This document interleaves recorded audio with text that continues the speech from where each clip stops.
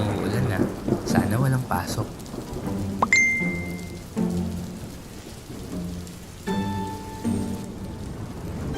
Yes! Thank you Lord, walang pasok. Sabihin ko sa mga tropa ko.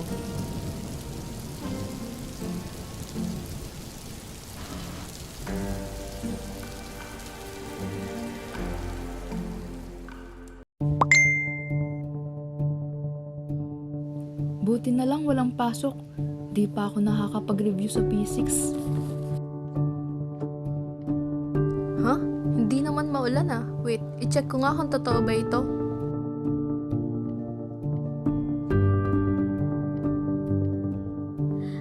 Mukhang fake news to. Wala namang anunsyo sa LGU. Kailangan ko itong sabihin sa kanila upang malaman nila ang totoo.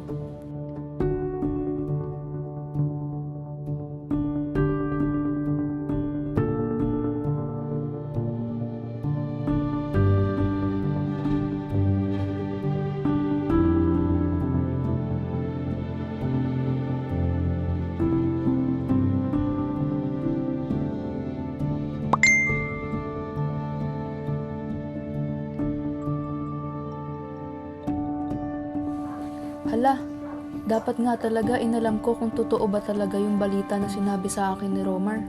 Buti na lang at nalaman ko na hindi ito totoo.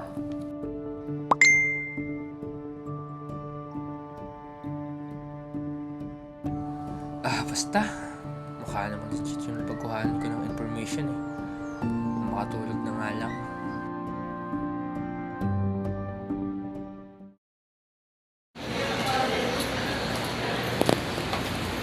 Uy, Nana! Ito lang sinabi mo sa akin na hindi totoo yung sinib ni Romar. Oo nga eh. Hindi na nga lang check yung information bago ko binigay. Uy, Ana, Ashley, hello. Hey Romar, bakit dito pumasok kahapon? Oo nga eh, dapat pala nakinig ako dun sa sinabi mo. Sorry akala ko kasi hindi totoo yun eh. Pero next time, alam ko na yung gagawin. Alam ko na dapat mag-check muna ako kung totoo ba yung source na nabalitaan ko. Sige, tara, balik na tayo. Ika na.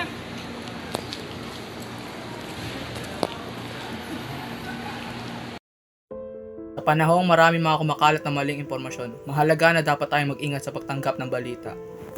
Ang pagpa-fact check ay nakakatulong upang maiwasan ang pagkakalat ng kasinungalingan. Sa maling impormasyon, tamang fact check ang solusyon. At lagi nating tatandaan, kapag totoo ang impormasyon, makakaiwas tayo sa maling desisyon.